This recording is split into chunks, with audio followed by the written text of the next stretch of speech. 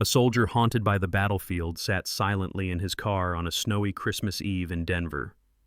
Beside him, his second wife whispered poison into his ear, and in the back seat, his 10-year-old daughter Emily clutched a faded photograph of her mother. Moments later, the door was slammed, and the little girl was left trembling alone in the storm. Just when hope seemed lost, a German shepherd named Max appeared, pressing his warm body against hers, refusing to let her die in the cold. And when a wealthy stranger's car stopped on that lonely road, their lives collided in a way no one could have imagined. What followed would break their hearts, test their faith, and reveal a miracle of love and forgiveness that only God could weave. Before we begin, tell me, where are you watching from? Drop your country in the comments so we can see how far this story travels. And if you believe no child should ever be abandoned, hit that subscribe button because what you're about to hear may restore your faith in family and second chances. Snow swept across the city of Denver on Christmas Eve like an endless curtain of white, cloaking every rooftop, streetlight, and highway. The Rocky Mountains loomed in the distance, their jagged peaks nearly lost in the swirling storm. The air was bitterly cold, sharp enough to sting the lungs of anyone who dared step outside. Most families were gathered in warm living rooms with the glow of Christmas lights and the crackle of fireplaces. But on a lonely mountain road just outside the city, a dark SUV cut through the storm. Its headlights slashed against the snow, its tires grinding over ice, and inside sat three people bound together by blood, resentment, and silence. At the wheel was Vanessa Reed, a woman in her late 30s with striking beauty that always seemed rehearsed rather than natural. She was slender, tall, with raven black hair that fell in perfectly styled waves around her pale face. Her eyes, a cold steel gray, often softened in public to project warmth, but when the mask dropped, they glinted with calculation. Once Ethan's personal assistant, Vanessa had built her life around ambition. Losing her parents years earlier in a tragic building collapse had carved bitterness into her soul. She had learned to survive by manipulating those around her, by climbing ladders on the backs of others' grief. She carried herself with elegance, dressed in a tailored black coat lined with fur, a crimson scarf at her throat, and leather gloves that gripped the steering wheel as if she were holding destiny in her hands. Beside her in the passenger seat sat Ethan Walker, 42 years old, his broad-shouldered frame rigid in the heavy wool army jacket he still wore, though his years of service had long ended. Ethan had once been a decorated soldier, a man whose presence commanded respect in combat zones from Baghdad to Kabul. His hair was cropped short, dark brown streaked with early gray at the temples, his hazel eyes deep-set and shadowed with sleepless nights. He bore the scars of battle not only on his body, a faint line across his jaw from shrapnel, a limp in his left leg, but in his mind, where memories of fallen comrades and the scream of his wife during childbirth haunted him. Since Sarah, his beloved first wife, had died giving birth to their daughter, Ethan's spirit had fractured. He had carried his daughter home from the hospital but could never meet her gaze without hearing Sarah's last words. Protect her, no matter what happens. Instead of honoring those words, he had drowned in silence, his trauma and guilt festering. Now he sat with his large hands clasped so tightly in his lap that his knuckles whitened, his jaw clenched, unable to look behind him at the child that carried the face of the woman he had loved and lost. In the back seat sat Emily Walker, 10 years old, slender and frail with long chestnut brown hair tangled around her pale face. Her eyes, warm brown like her mother's, carried a softness that should have belonged to a happy child, yet they often stared at the floor, dulled by loneliness. Emily spoke little, her voice thin and hesitant, as though she had learned that speaking too much only brought scolding or dismissal. She wore a patched winter coat 2 sizes too big, her gloves frayed at the fingertips. In her lap she clutched a faded canvas backpack, and inside it, carefully wrapped in a handkerchief, was a photograph of her mother, the only warmth she still carried. Emily had grown up in a house of silence where laughter was scarce. Her father never raised his voice but also never spoke words of love, while Vanessa's cool gaze weighed on her like frost on the windows. At school, Emily rarely joined games, often sitting alone at the edge of the playground, whispered about by classmates who called her the ghost girl. Yet even in her quietness, she held an inner resilience, a determination to cling to the faint light of memory her mother had left behind. The car's interior was heavy with silence, thicker than the storm outside. Emily shivered, whispering, "Dad, I'm cold." Ethan's eyes flickered to the rearview mirror, meeting his daughter's gaze for only a moment. In those eyes he saw Sarah, the same gentle warmth, the same fragile innocence. His throat tightened, words of comfort rising but dissolving before they could escape.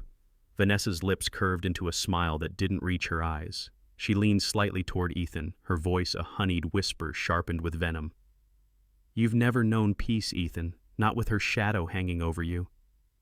Every time you look at that girl, you're dragged back to that night." Ethan flinched, his hands trembling, his chest aching as Sarah's final cry echoed in his ears. He wanted to reach back, to grab Emily's hand, to say she was not a shadow but a living child. Yet guilt wrapped around him like barbed wire, leaving him paralyzed. Vanessa's smile grew colder as she pressed the knife deeper with her words.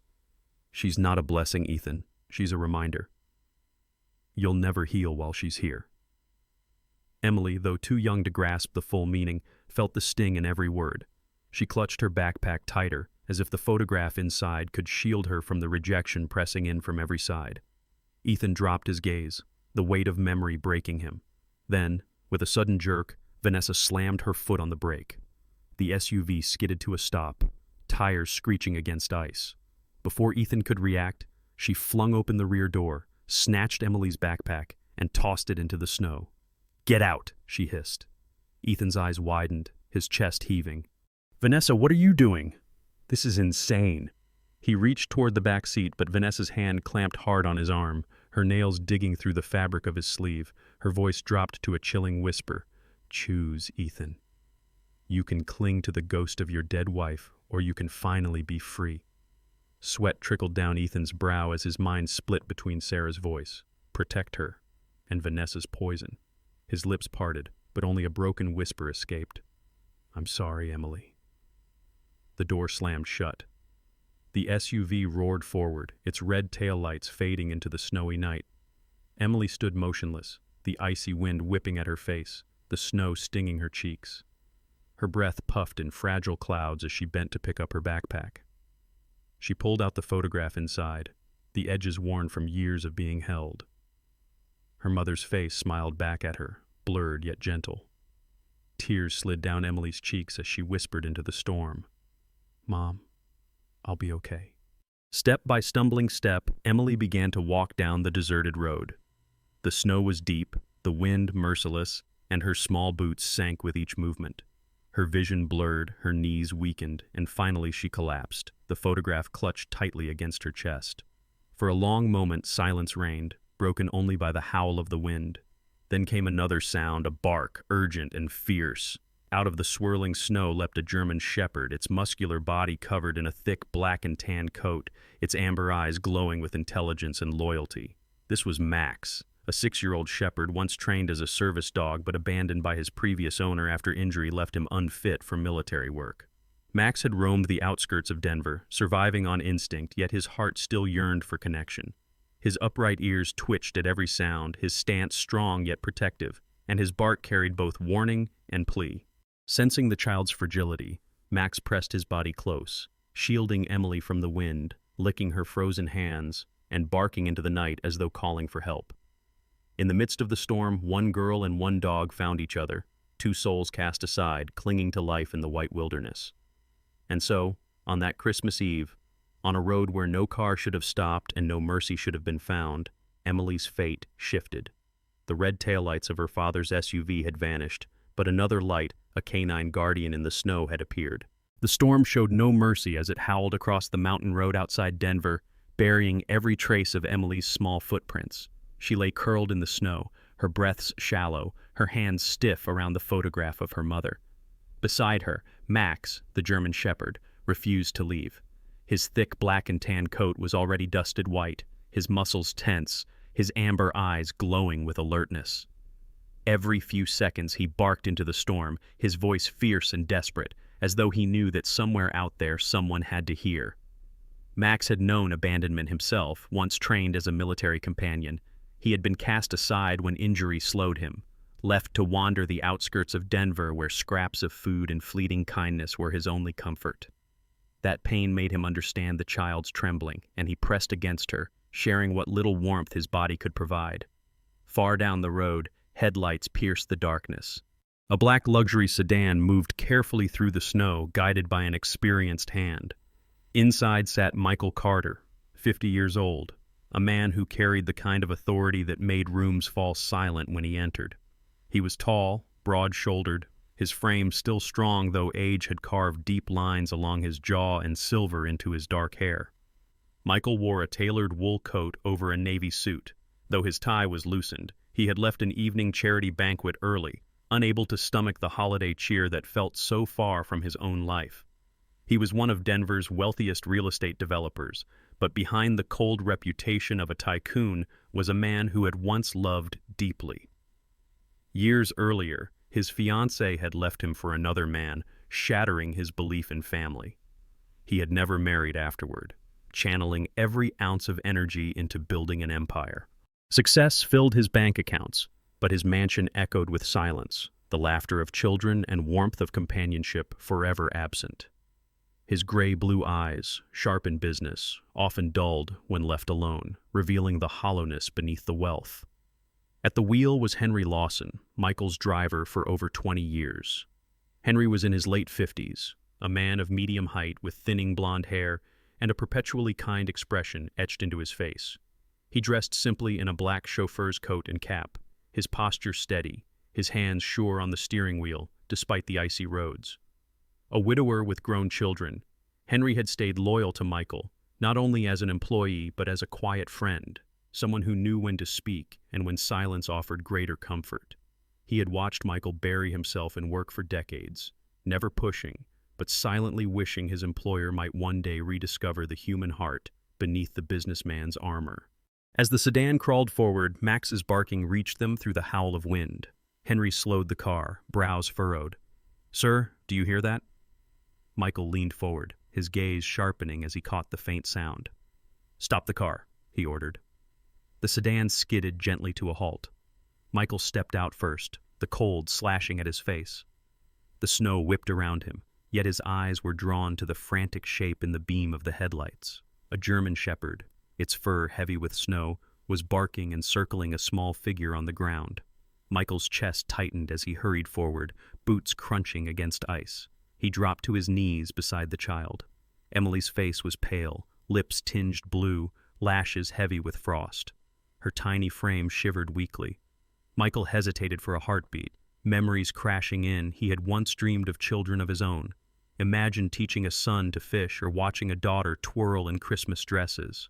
That dream had died when his fiancée left him, and he had locked away every thought of family. But seeing this fragile girl on the verge of death cracked something inside him. His large hand trembled as he brushed snow from her cheek. "Henry, blankets now!" Michael's voice boomed over the storm. Henry hurried back to the car, returning with a thick wool blanket from the trunk. As Michael wrapped it around Emily, his eyes caught the strap of her faded backpack. He pulled it gently toward him, and a silver locket slipped free from inside. When he opened it, his breath caught. Inside was a photograph of a woman with soft brown eyes and a gentle smile, a face he knew, a face he had once loved and lost. His heart clenched, his throat tightening with disbelief. Henry crouched beside him, his eyes wide. "Sir, she's barely breathing." Michael forced himself back into action, lifting Emily into his arms. She was impossibly light, as though the storm might steal her away if he let go. Max pressed against Michael's leg, barking once, then falling into step beside him as if demanding to come along. Michael glanced down at the dog, recognizing the determination in its eyes. "All right," he muttered. "Stay with her." They hurried to the car. Henry opened the rear door, and Michael carefully laid Emily on the leather seat, keeping the blanket tucked around her. Max leapt in beside her without hesitation, curling protectively against her small body. The dog's eyes never left Michael, as though silently judging whether this man was worthy of trust. As the car pulled back onto the road, Michael sat beside the child, unscrewing a thermos Henry kept for long drives. He dipped a spoon, touching a trickle of warm water to her lips. Emily stirred faintly, swallowing, lashes fluttering before she drifted again into uneasy sleep. Michael's chest tightened further. He had spent decades outrunning grief with money and power, yet this single fragile life stirred an ache he thought long dead. Outside, Denver's skyline slowly emerged through the storm, the city lights glowing faintly beneath the heavy clouds. Henry drove with careful precision, every turn steady, his eyes flicking often to the mirror where the girl lay between the dog and his employer. Inside the car, silence stretched, but not the cold silence Michael was used to. This was heavy with possibility, with the weight of choices yet to come.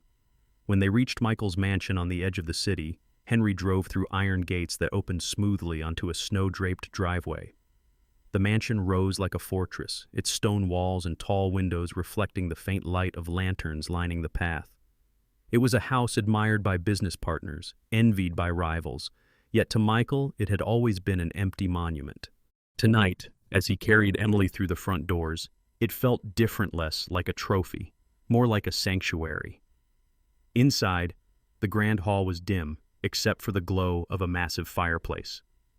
Michael laid Emily gently on the long leather sofa near the flames.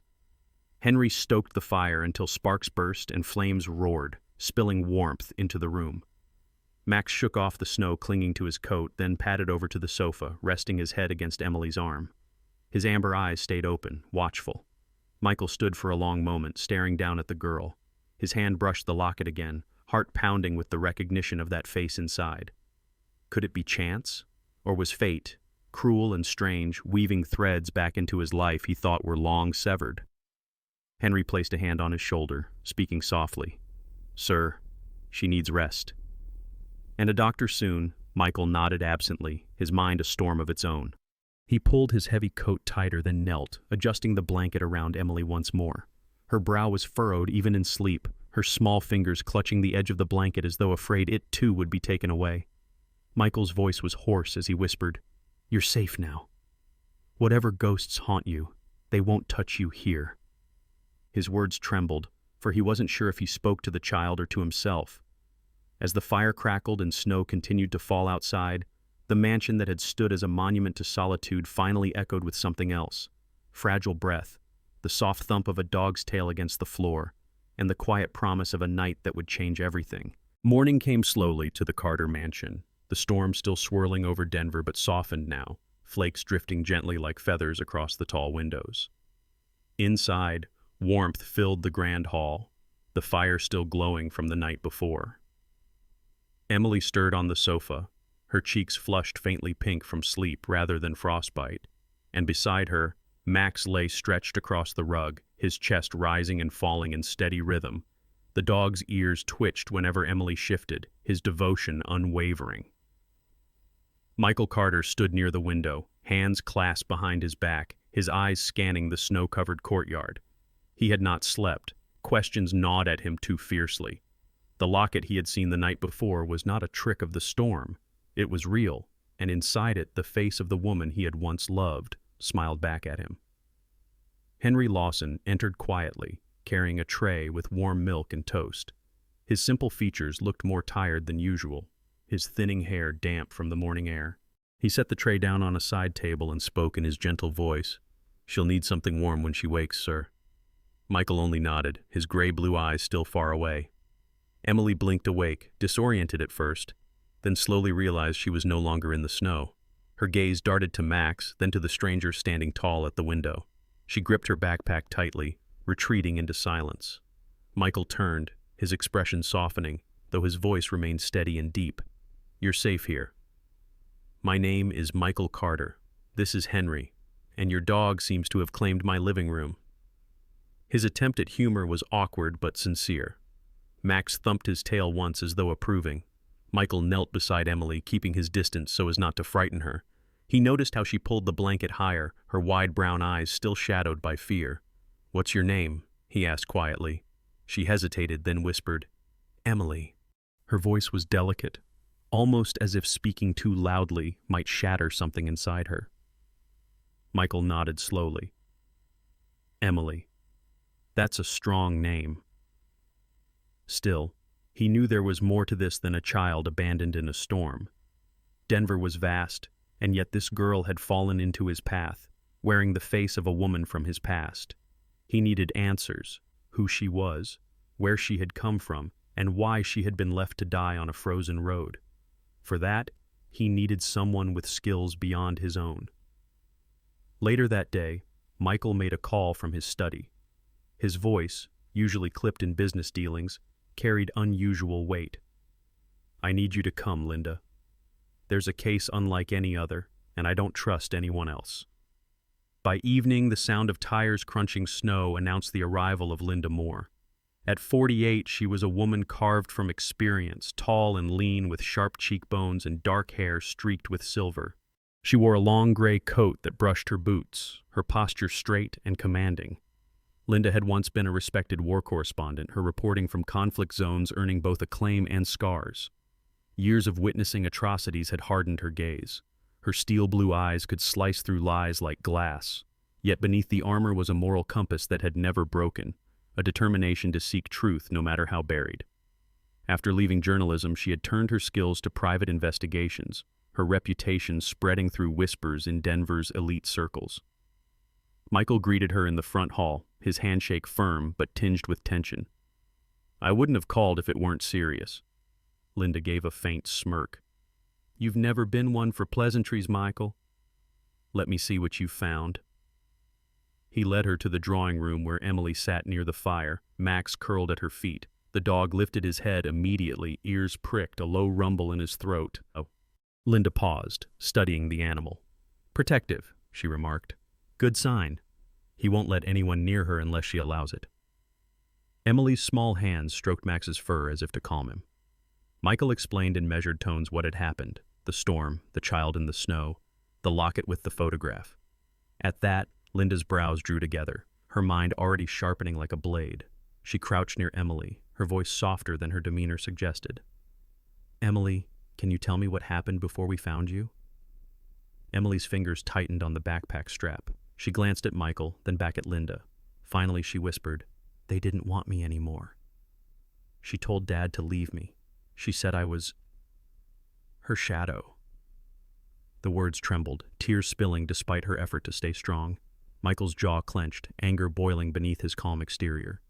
Linda laid a gentle hand on Emily's shoulder, surprising even herself with the softness in her tone.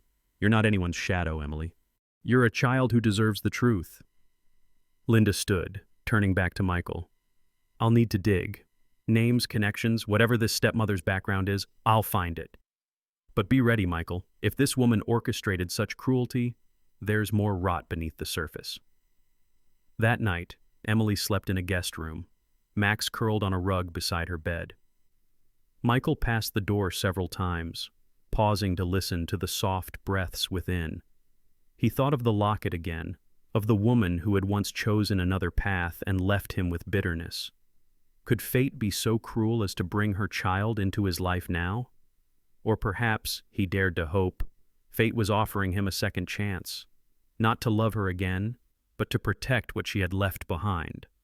Meanwhile, Linda worked from the study, her laptop open, files spread across the desk. Henry brought her coffee, nodding politely before retreating.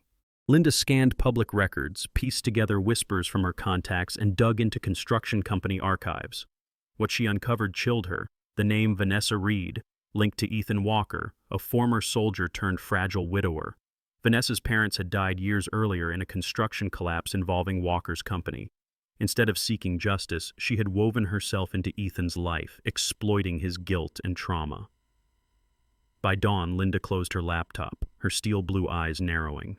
She turned to Michael, who had remained awake, pacing near the fire. "Your instincts were right.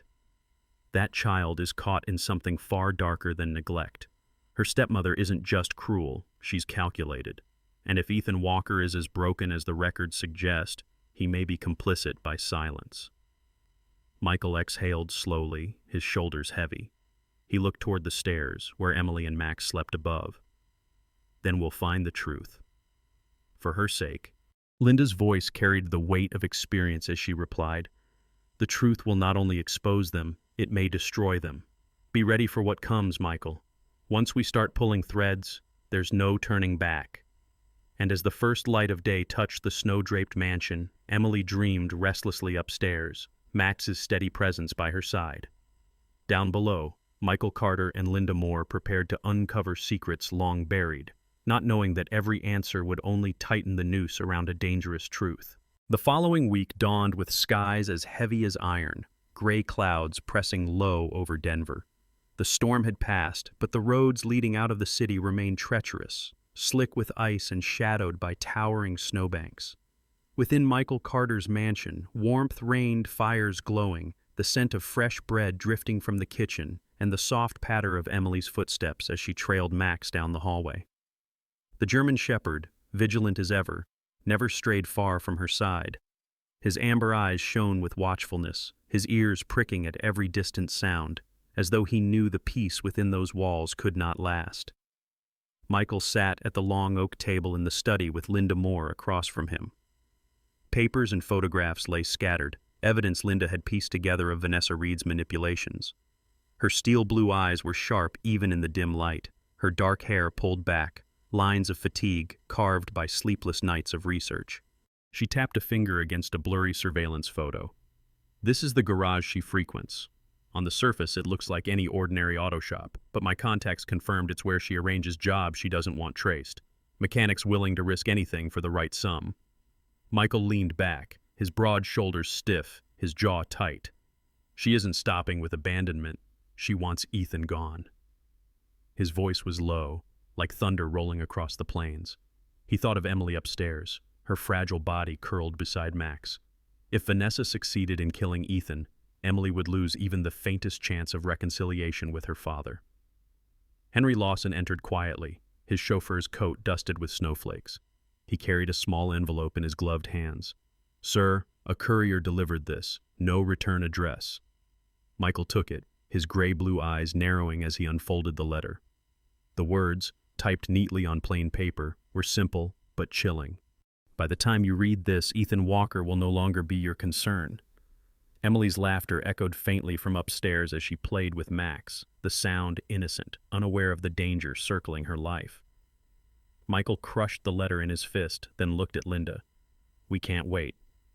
If Vanessa has already set her plan in motion, Ethan's life is hanging by a thread." That evening, Linda took to the streets. She dressed in a thick brown coat, her boots laced tight, blending easily into the crowds near the industrial district where the garage stood. She carried herself with the same steadiness she once had on front lines overseas, her gaze scanning every alley, every shadow. From across the street, she spotted the sign, "Routine Maintenance." The irony twisted her lips into a grim smile. A camera concealed in her scarf captured each movement as she raised it subtly. Moments later, a sleek black car pulled up, Vanessa Reed stepping out with her trademark grace. She wore a tailored white coat trimmed with fur, her raven hair spilling over her shoulders. Even here, in the grittiest corner of Denver, she looked like she belonged on a runway. But Linda saw past the polish, the steel in her eyes, the calculation in every gesture. Vanessa gestured to a man in grease-stained coveralls. He was tall, broad, with a shaved head and rough stubble across his jaw. His name, Linda would later learn, was Carl Benson, a mechanic with debts deep enough to drown him. His thick hands, scarred and dirty, trembled slightly as he nodded, sliding beneath Ethan's silver sedan that had been parked earlier. Linda zoomed the lens as Carl loosened the brake lines. Each metallic clang echoed like a death sentence. Vanessa stood nearby, arms crossed, lips curling into the faintest smile as though she were savoring the image of Ethan's inevitable end. Linda's breath caught, anger sparking, but she forced herself still. Evidence mattered more than rage. Later, back at the mansion, Linda replayed the footage on a large screen in Michael's study. Emily was asleep upstairs, Max at her side, while Henry stood guard at the door. The video showed every detail. Carl's hands working, Vanessa's silent approval. Michael's face hardened with each passing second, veins standing out on his hands as he gripped the armrest of his chair. When the footage ended, silence filled the room but for the crackle of the fire. "She's orchestrating his death," Linda said, her voice cold but steady. "By tomorrow that car will be returned to Ethan's home as though nothing happened. If he drives it through the mountain pass, she didn't need to finish." Michael rose, pacing to the window, his silhouette tall and resolute against the falling snow outside. "We save him. Not for his sake alone, but for Emily's. She's lost enough." The next morning, Linda and Michael set their plan in motion. Ethan, unaware of the danger, prepared for a drive through the mountain road. He still wore his old army jacket, his limp more pronounced as he stepped into the cold air. His hazel eyes were shadowed with exhaustion, guilt still chained to him from years of silence toward his daughter. He didn't know that the car waiting in his driveway carried betrayal in its very frame. As Ethan steered onto the highway, Linda followed discreetly in an unmarked vehicle, her steel blue eyes never leaving the silver sedan ahead. Michael remained at the mansion with Henry, coordinating through radio, his deep voice issuing instructions with the precision of a commander. "Stay close, Linda.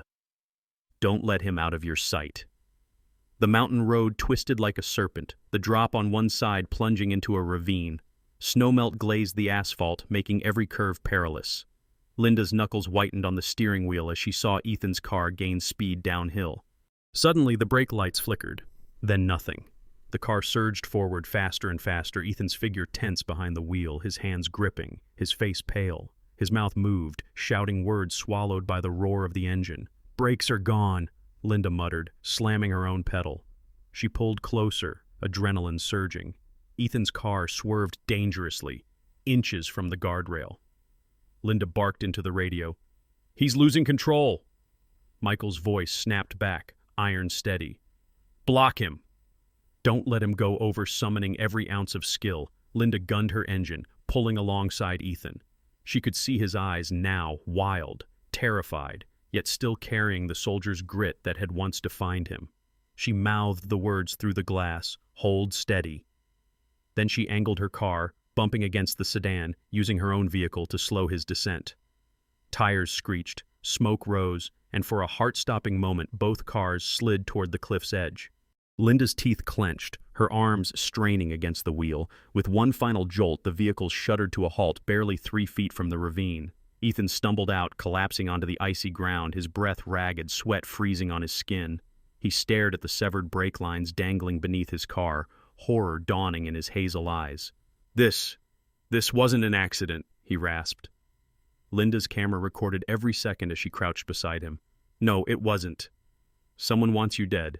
And you know exactly who." From afar, the purr of another engine grew louder.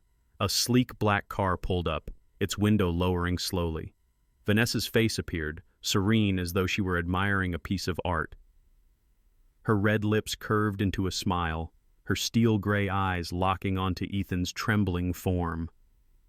He froze, his body shaking not from the cold, but from the realization that his wife's betrayal was no longer a whisper in his mind. It was truth, alive and merciless before his eyes. The snow had stopped by the time Linda's car rolled back into Denver. The city lay silent beneath a blanket of white, street lamps glowing faintly through the frost. Ethan Walker sat in the passenger seat, his face pale, his hazel eyes still wide with shock. He hadn't spoken since the near death on the mountain road. His old army jacket hung loosely on his broad shoulders, the fabric damp from melted snow, his trembling hands clenched into fists against his knees. He looked broken, not by the storm, but by the betrayal he could no longer deny. Linda's steel blue eyes studied him from the corner of her gaze. She had seen many men haunted by war and loss, but Ethan's silence felt heavier, weighted not only by memory of combat, but by guilt of failing his child. At Michael Carter's mansion, warmth and firelight greeted them. Emily ran down the staircase when the door opened, Max bounding ahead with his tail wagging. The German shepherd's amber eyes gleamed, his muscular body cutting a striking silhouette against the golden glow. He barked once, then pressed his head against Ethan's hand, sensing the man's turmoil. Ethan froze, overwhelmed by the sudden embrace of both child and dog.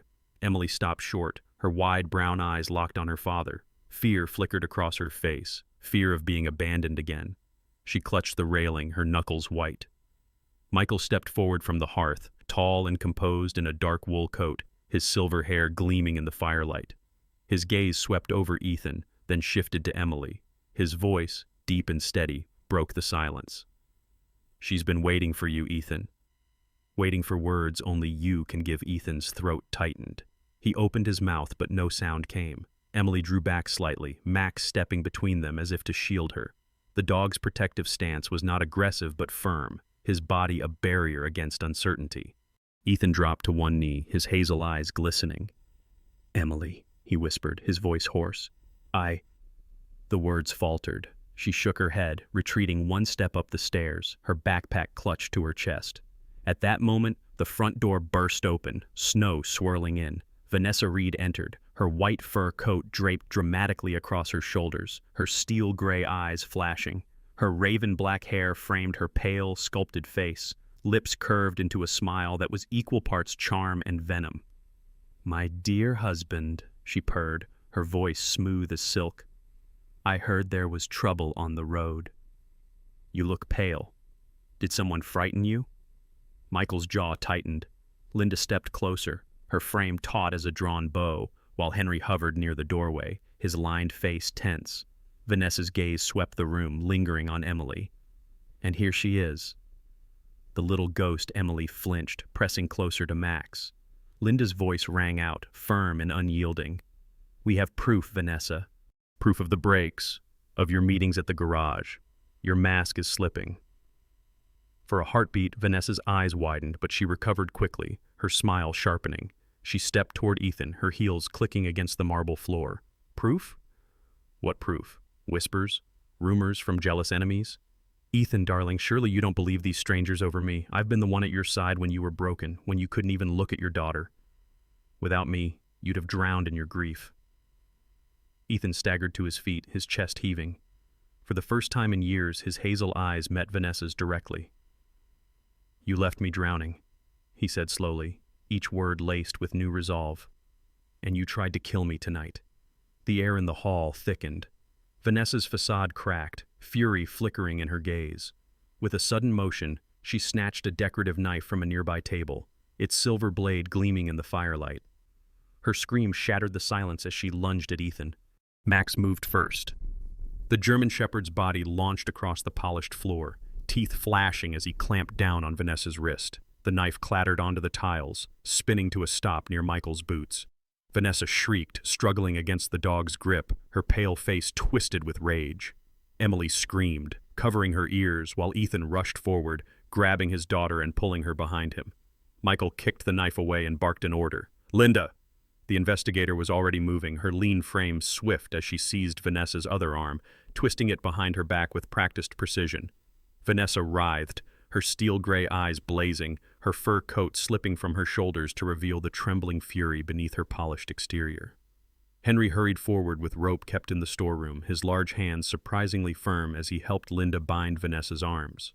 The chauffeur's face, usually kind and calm, hardened with quiet anger. "You nearly killed them all," he muttered. Breathing heavily, Ethan held Emily close for the first time since she had been born. His voice broke as he whispered into her hair. "I won't let anyone hurt you again." Emily trembled, then slowly buried her face against his chest, tears soaking into his army jacket. Max stood nearby, ears pricked, growling low as though daring Vanessa to try again. Sirens wailed outside, red and blue lights flickering through the frosted windows. Within minutes, officers stormed in, their uniforms crisp against the warm glow of the hall. Vanessa's fury collapsed into manic laughter as they snapped handcuffs around her wrists. "You fools," she spat. "He was never a father, never a man. I gave him purpose and you've stolen it. You'll all regret this." The officers dragged her away, her white coat trailing like a ghost across the marble floor until the door slammed shut behind her. Silence fell heavy in the hall, broken only by the crackle of the fire and Emily's soft sobs. Michael's gaze rested on Ethan and Emily, his gray-blue eyes softening. "Tonight, you chose differently, Ethan. You stood between her and your daughter.